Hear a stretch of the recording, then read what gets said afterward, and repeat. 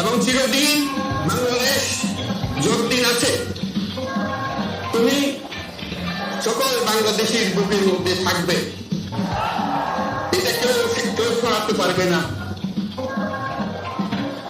আমরা আজকে তোমাকে প্রিয় হাদিক বিদায় দিতে আসিনি,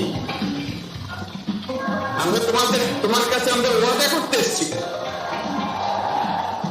তুমি যা বলে গেছো সেটা যেন আমরা পূরণ করতে পারি, সেই ওয়াদা করার জন্য আমরা একত্র হয়েছি।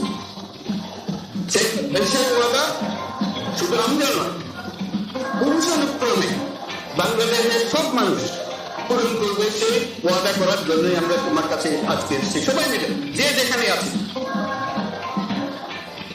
আমরা তোমার যে মানব প্রেম, তোমার যে ভঙ্গি, মানুষের সঙ্গে উঠা বসা, তোমার যে রাজনৈতিক দৃষ্টিভঙ্গি, সবাই প্রশংসা করছে।